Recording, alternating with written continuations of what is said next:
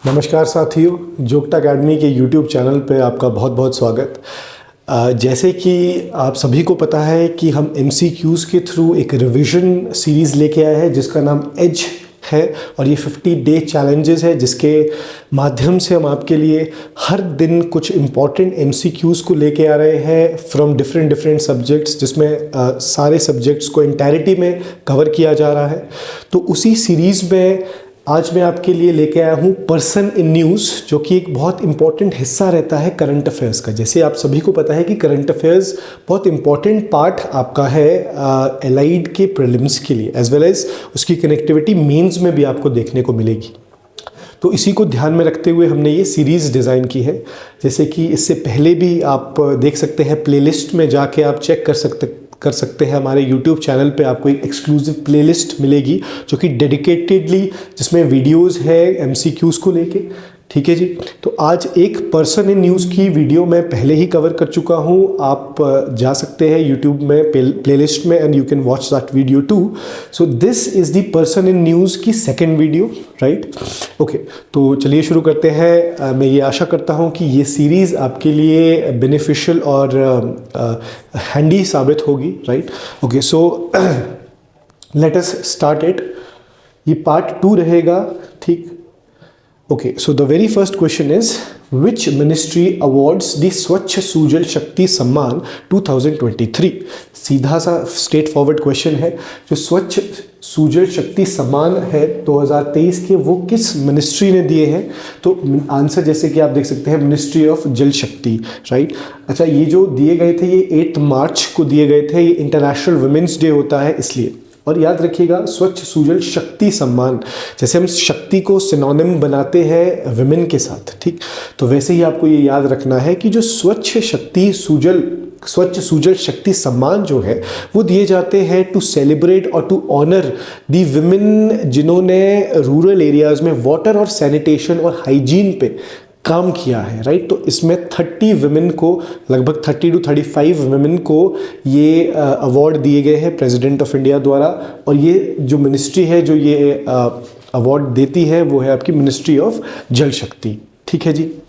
Okay, so second question is, who is the first women officer in the Indian Air Force to be appointed as the leader of the Frontline Combat Unit? Frontline Combat Unit की first women officer कौन है, जो कि of course Indian air force को belong करती है? तो answer आप देख सकते हैं, शालिजा धामी। शालिजा धामी इसका आंसर है। शालिजा धामी आप देखेंगे एक ग्रुप कैप्टन है, यानी स्क्वाड्रन लीडर है। यूजुअली क्या होता है, आप देखेंगे तीनों आप देखेंगे मिलिट्रीज़ में, चाहे वो आर्मी है, इंडियन एयरफोर्स है, इंडियन नेवीज़ है, women are not considered for the front line combating. Front line combating में विमेन्स को प्रेफरेंस नहीं मिलती, of course because of variety of reasons. But हम वो जेंडर रोल को ब्रेक करने की कोशिश कर रहे हैं, राइट। और in with regard to the women empowerment, अब क्योंकि women are with shoulder to shoulder with the men, तो इसी को ध्यान में रखते हुए एक ये अचीवमेंट भी हम इसको कह सकते हैं कि शालिजा धामी जो कि इंडियन एयर फोर्स में बिलोंग करती है, उनको स्क्वाड्रन लीडर जो है, उनकी जो रैंक है, उनको ग्रुप कैप्टन बनाया गया है, राइट। तो ये पहली बार ऐसा हुआ है कि वो लीड करेगी कॉम्बैट यूनिट, जो कि कॉम्बैट यूनिट है जिसमें सरफेस टू एयर मिसाइल की कॉम्बैट यूनिट है जो वेस्टर्न सेक्टर पाकिस्तान में जो डिप्लॉयड है, उस पूरे ग्रुप की लीडर इनको बनाया गया है, ठीक। तो ये पहली बार ऐसा हुआ है कि किसी फ्रंट लाइन कॉम्बैट यूनिट की, जो कि वॉर के टाइम या ऐसे एग्रेशंस के टाइम फ्रंट लाइन पे जाता है, राइट, रिटेलिएट करने के लिए, इंटरसेप्ट करने के लिए, तो वहाँ पे जो वो यूनिट है उसकी लीडर, ग्रुप कैप्टन कौन है, ग्रुप लीडर कौन है? आपकी शालिजा धामी, जो कि पहली बार ऐसा हुआ है जहाँ पे विमेन को मौका मिला है किसी स्क्वाड्रन को या ग्रुप को जो कि फ्रंट लाइन कॉम्बैट से जुड़ा है, लीड करने का, ठीक है जी। तो आंसर याद रखिएगा, शालिजा धामी। कई बार इसको इस तरीके से भी पूछा जा सकता है कि Shalija Dhami has the relation with which of the following? So answer would be Indian Air Force, ठीक है जी। Okay, now coming on to the next question. Salhotonou Cruz made the history by becoming the first women cabinet minister of which state? Important है person in news में जो सोलोटोनोहू cruise है, right, जो कि women MLA भी बनी थी, right. आप देखेंगे एक हेकानी जखालू करके, हेकानी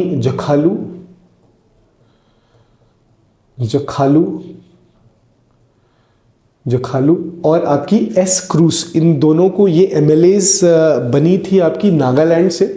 तो इनमें से जो एस क्रूज है, सोलोटोनो क्रूज, उनको कैबिनेट मिनिस्टर का रैंक भी दिया गया है, ठीक है, कैबिनेट मिनिस्टर का रैंक, जहाँ पे वो, ये हम बात कर रहे हैं पर्टिकुलरली नागालैंड की। नागालैंड में जो इलेक्शंस हुए थे, 2 महिलाएं एमएलए भी बनी थी, जिसमें हिकानी जखालू और एस क्रूज थी, जिसमें से जो एस क्रूज है उनको कैबिनेट मिनिस्टर का रैंक भी दिया गया है, ठीक है। तो याद रखिएगा, और पूछ सकते हैं ऐसे किससे एस क्रूज इज और S Cruz belongs to which of the state, तो आंसर वुड बी नागालैंड। चलिए नेक्स्ट क्वेश्चन हम देखते हैं। Who is the author of Pukuzi, whose translation was featured in the long list of the International Booker Prize 2023?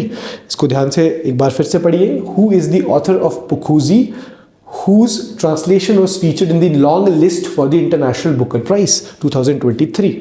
देखिए पहले इसका answer देख लेते हैं। आंसर इसका है Perumal Murugan. He is the Tamil author usually. अब देखिए यहाँ पे इंपॉर्टेंट चीज़ क्या है, राइट, ये क्वेश्चन तो इंपॉर्टेंट है ही है, जहाँ पे हम देख रहे हैं कि Perumal Murugan is actually an author.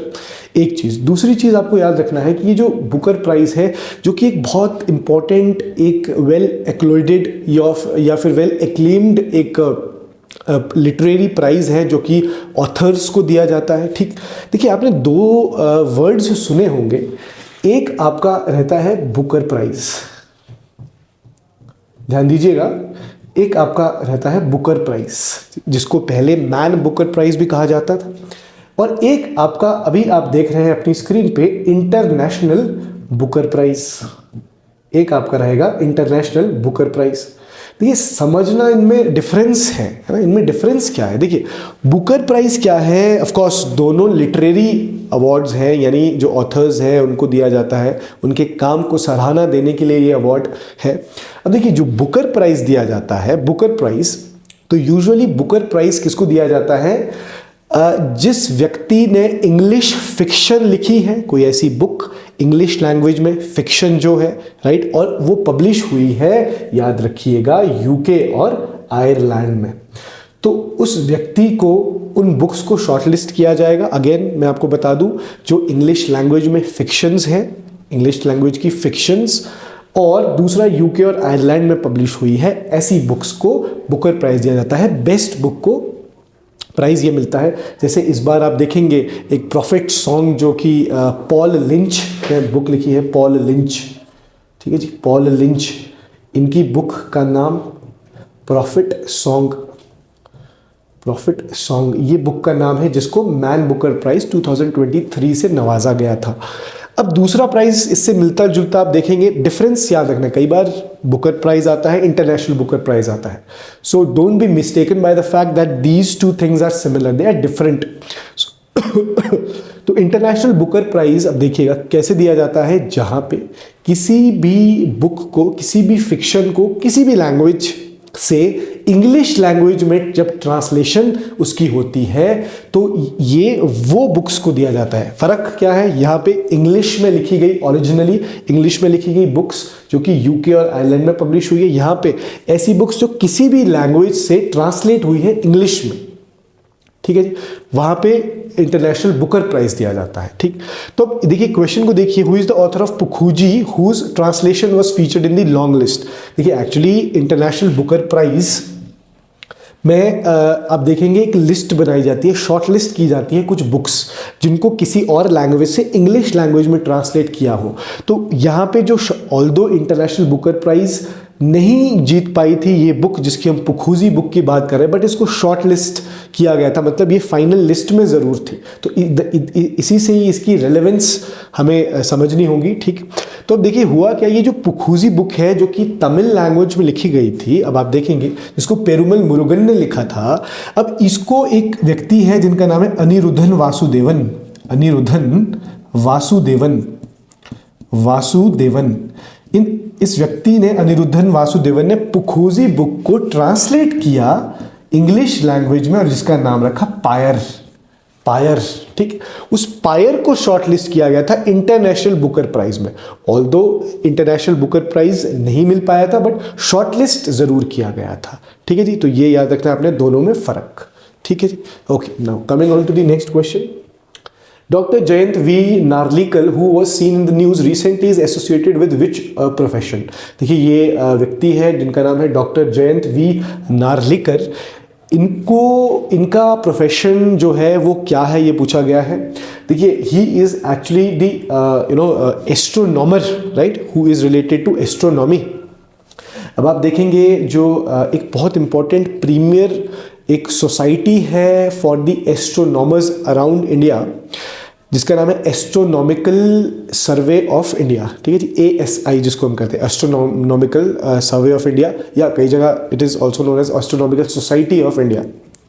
जो ASI है, उन्होंने लाइफ टाइम अचीवमेंट्स को शुरू किया है रिसेंटली, जिसमें पहले रेसिपिएंट बने हैं लाइफ टाइम के, जो ASI जो लाइफ टाइम अचीवमेंट अवार्ड दे रही है, उसके पहले रेसिपिएंट बने हैं डॉक्टर जयंत वी नार्लिकर। तो डॉक्टर वी जयंत नार्लिकर क्या है, एक एस्ट्रोनॉमर है, ठीक है जी। ओके, चलिए next question. Which country among the Quad recently received the GSMA Government Leadership Award 2023? ठीक है जी। अब हमें देखना है ये GSMA क्या है। देखिए, GSMA कुछ नहीं है, this is actually group special mobile association, special mobile association. देखिए, ये एक बॉडी है, एक एसोसिएशन है, यू कैन से, जो कि UK बेस्ड है, जो कि कंट्रीज को अवॉर्ड करती है, एक्नॉलेज करती है, रिकॉग्नाइज करती है कि वहाँ पे जो मोबाइल कल्चर है, यानी टेक्नोलॉजी को लेके कितना अच्छे से काम हुआ है, राइट। तो वहाँ पे आप देखेंगे अभी क्वाड की हम बात जब करते हैं, तो क्वाड का पार्ट आपको पता है USA है, इंडिया है जो लेटेस्ट क्वाड है, और ऑस्ट्रेलिया और जापान क्वाड का हिस्सा है। तो क्वाड कंट्री में से किस कंट्री को, राइट, थोड़ा सा इसको टेक्निकल बनाने की कोशिश की गई है इस क्वेश्चन को, बट अदरवाइज ध्यान आपको क्वाड को लेके भी रखना है, ठीक है। तो क्वाड में क्योंकि इंडिया, ऑस्ट्रेलिया, USA और आपकी जापान आती है, तो क्वाड कंट्रीज़ में किस कंट्री को GSMA गवर्नमेंट लीडरशिप अवार्ड मिला है, तो इसका आंसर रहेगा इंडिया। मैंने आपको बता दिया है, GSMA is related to honoring the countries or the organization which has worked extensively, right, for the mobile culture or the technology culture, ठीक है जी। तो ये आप याद रखेंगे, GSMA UK बेस्ड ये ऑर्गेनाइजेशन है जो ये अवार्ड देती है, जो भी इंडिया को मिला है रिसेंटली। चलिए next question. Mark the correct statement. MS Swaminathan, father of the Green Revolution, won World Food Prize and the Indira Gandhi Peace Prize for disarmament and development in 2000. Second, Veronica Michelle Bachelet Jeria replaces Volker Turk at the office of the UN High Commissioner for Human Rights. Presently, third statement है, Indian born author Nandini Das has been named as the winner of the 2023 British Academy Book Prize for Global Cultural Understanding. ठीक है, ये correct statements हैं, ठीक है जी। इसमें 3 to 4 individuals के बारे में, पर्सनस के बारे में बात की गई है। सबसे पहले आप देखेंगे इस पर्टिकुलर स्टेटमेंट को हमने लास्ट पर्सन इन न्यूज़ की फर्स्ट वीडियो में भी कवर किया था, जहाँ पे आपको मैंने बताया था कि MS Swaminathan who has recently passed away, जो कि हमारे father of the green revolution है, राइट, उनको वर्ल्ड फूड प्राइज़ मिला था पहला, ये हमने देखा था, ठीक। अब एक और चीज़ है कि 2000 में उनको Indira Gandhi prize for piece भी मिला था, जो अगेन बिल्कुल करेक्ट स्टेटमेंट है जी। दूसरा आप देखेंगे, Veronica Michelle Bachelet Jeria replaces Volker Turk या as the commissioner of UNHRC। C ये गलत स्टेटमेंट हो जाती है, क्यों? क्योंकि वेरोनिका मिशेल बैचलेट जेरिया जो कि United Nation Human Right Commission की कमिश्नर थी, बट टिल 2022 से Volker Turk is the commissioner of UNHRC, right. तो थोड़ा सा इसको उल्टा कर दिया गया है स्टेटमेंट को। वेरोनिका मिशेल बैचलेट जो कि आप देखेंगे चिली की प्रेसिडेंट भी रही है, तो वो 2022 तक कमिश्नर थी United Nation Human Right Commission की। अब याद रखना है Volker Turk is the commissioner of UNHRC, ठीक है जी। एंड थर्ड स्टेटमेंट तो ये हो जाती है गलत। थर्ड है Indian born author Nandini Das has been named as the winner of the 2023 British Academy Book Prize, जो कि बिल्कुल सही है। नंदिनी दास जो इंडियन बॉर्न एक ऑथर है, ऑथर याद रखिएगा, Nandini Das is the author, जिनको अभी अभी ब्रिटिश एकेडमी बुक प्राइज से नवाजा गया है, ठीक है जी। Okay, next question. अब ये मैच द फॉलोइंग आपको देखना है। कुछ व्यक्तियों के नाम दिए गए हैं, उनकी अपॉइंटमेंट अभी रिसेंटली किन किन रैंक्स या पदों पे हुई है वो आप देखेंगे। जैसे मनीषा पधी, राइट, तो मनीषा पधी आप देखेंगे is related to India's first women aide de camp. फिर आप दूसरा देखेंगे दलजीत एस चौधरी, जो अभी अभी डायरेक्टर, कुछ समय पहले डायरेक्टर जनरल ऑफ सशस्त्र सीमा बल SSB के DG बने हैं। फिर विलियम लाई जो कि ताइवान के प्रेसिडेंट, राइट। और इसके अलावा नीना सिंह, जो मैंने आपसे लास्ट वीडियो में क्वेश्चन भी पूछा था एंड में, नीना सिंह को first women director general of CISF central industrial security force का उनको चीफ बनाया गया है, मतलब डायरेक्टर जनरल बनाया गया है, ठीक है जी। तो ये आपको याद रखनी है ये चीज़ें, ठीक। अच्छा, ये ADD कैंप क्या होता है? ADD कैंप एक तरीके से आप समझ सकते हैं एक ऑनरेबल पोस्ट होती है जिसमें प्रेसिडेंट या गवर्नर, जैसे फॉर एग्जांपल ये हम जो बात कर रहे हैं मनीषा पधी की, ये हम मिजोरम की बात कर रहे हैं। मिजोरम जो मिजोरम के गवर्नर है, उन्होंने मनीषा पधी को, राइट, मनीषा पधी को चुना है आपका मनीषा पधी को चुना है first women ADD camp. ADD camp कौन बनता है? ADC क्या होता है? ADC एक मिलिटरी पोस्ट होती है जहाँ पे जो हेड ऑफ द स्टेट होता है या हायर रैंक के जो आपके मिलिट्री में जो इंडिविजुअल्स होते हैं, पर्सनल्स होते हैं, उनको असिस्ट करने के लिए एक पोस्ट बनाई जाती है ADC। जैसे आप देखेंगे whenever you see the governor, right, जैसे आप गवर्नर को देखते हैं, गवर्नर के साथ जब भी गवर्नर कभी किसी सेरेमनी को या कहीं पे भी किसी फंक्शन को एड्रेस कर रहा है, तो गवर्नर के साथ हमेशा you will realise there is a person who is from military. Who is that person? That person is basically ADD camp, जो कि आपका जैसे स्टेट में अगर आप देखें, जो कि हाईएस्ट एग्जीक्यूटिव हेड है, जो कि गवर्नर होता है स्टेट्स में, और प्रेसिडेंट के साथ भी आप ADC देखेंगे, राइट। तो ADC होता है पर्सनल असिस्टेंट की तरह काम करता है हेड ऑफ द स्टेट के लिए, हेड ऑफ द कंट्री के लिए, या फिर जो दूसरे मिलिट्री जो इंडिविजुअल है, पर्सनल्स है हायर रैंक पे, ठीक। तो पहली बार ऐसा हुआ है किसी महिला को ADC बनाया गया है, तो वो है आपकी मनीषा पधी, ठीक है जी, जो कि मिजोरम से बिलोंग करती है, मतलब मिजोरम की ये बात है, तो ये आप याद रखेंगे। Okay, next question is India's CAG statements को आपको देखना है। India's CAG Girish Chandra Murmu, GC Murmu elected vice chair of UN external auditors panel. Second, India's Satyarup becomes world's youngest mountaineer to climb 7 peaks, 7 volcano summits. Sheikh Hasina has won the 5 terms of the fourth consecutive winners. तो ये आप देखेंगे सभी चीज़ें सही है। शेख हसीना अभी अभी बांग्लादेश की प्रधानमंत्री बनी है, जो कि उनका 5th टर्म है लगातार। और फिर आप देखेंगे जो सत्यरूप है, सत्यरूप सिद्धांता, इनका पूरा नाम है सत्यरूप सिद्धांता, जो कि बेंगलोर बेस्ड एक माउंटेनियर है, जिन्होंने 7 पीक्स और 7 वॉल्केनोस को क्लाइम किया था, और वो यंगेस्ट ऐसे व्यक्ति बने थे। तो आप याद रखिएगा सत्यरूप सिद्धांता का रिलेशन माउंटेनियरिंग से है, ठीक है जी, जो बेंगलोर से बिलोंग करते हैं। फिर आप देखेंगे जो इंडिया के कैग है, कंट्रोलर एंड ऑडिटर जनरल, जो कि हाईएस्ट ऑडिटिंग ऑफिसर इंडिया में है, गिरीश चंद्र मुर्मू, उनको UN एक्सटर्नल ऑडिटर्स पैनल में चुना गया है, ठीक है। तो याद रखेंगे आप UN एक्सटर्नल ऑडिटर्स जो पैनल है, जो वो 1959 से काम कर रहा है, जहाँ पे जो कंट्रीज़ के पर्टिकुलर कंट्रीज़ के हाईएस्ट ऑडिटर ऑफिसर्स होते हैं, जैसे इंडिया के केस में कैग है, उनकी एक एक्सटर्नल पैनल होता है, ठीक, जो कि रिकमेंडेशन देता है कि ओवरऑल कैसे ऑडिटिंग स्टैंडर्ड्स होने चाहिए पूरे वर्ल्ड में। तो वाइस चेयरपर्सन चुना गया है इंडिया के कैग को UN एक्सटर्नल ऑडिटर पैनल का, ठीक है। ओके, नेक्स्ट क्वेश्चन हम देखते हैं। रिसीव्ड, किसको मिला है अभी अभी world innovation award at the first BRICS innovation forum hosted in Moscow. देखिए ब्रिक्स इनोवेशन फोरम, दो चीज़ें यहाँ से आपको निकल के आ रही है। एक, ब्रिक्स इनोवेशन फोरम होस्ट किया था मॉस्को ने, जो कि पहला ब्रिक्स इनोवेशन फोरम था जहाँ पे इनोवेशन को लेके एक डिस्कशन हुई थी। तो हमने ये देखना है कि वर्ल्ड इनोवेशन अवार्ड किसको मिला है पहली बार। तो आंसर आपका रहेगा doctor Shanta Thotham. Doctor Shanta Thotham who is a very renowned personality, right. आप देखिए जो डॉक्टर शांता थोथम है, she is the chief innovation officer, right?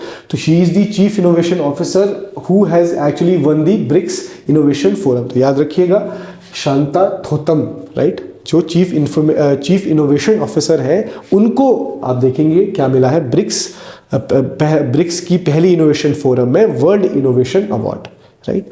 अब आप देखेंगे ब्रिक्स को लेके एक छोटी सी चीज़ की ब्रिक्स, आप देखेंगे BRICS is the acronym for Brazil, Russia, India, China and South Africa, जिसमें अभी अभी 5 कंट्रीज और जुड़ गई हैं। ब्रिक्स एक इंटर गवर्नमेंटल ऑर्गेनाइजेशन है जो 2009 में बनी थी। इसमें अभी रिसेंटली जनवरी 2024 में यहाँ पे 5 कंट्रीज और आ गई है, जिसमें आप देखेंगे यूएई है, सऊदी अरेबिया है, ठीक, आप देखेंगे इजिप्ट इसका हिस्सा बन गई है, इथियोपिया इसका हिस्सा है और ईरान इसका हिस्सा बन गई। ये 5 कंट्रीज़ को एंट्री मिली है। देखिए आपको याद रखना है, कई बार ये भी कहा जाता है कि Argentina actually has denied the invitation from the BRICS. तो अर्जेंटीना, पहले बात हो रही थी कि अर्जेंटीना भी हिस्सा बनेगी, बट अभी Argentina is not the part of the BRICS.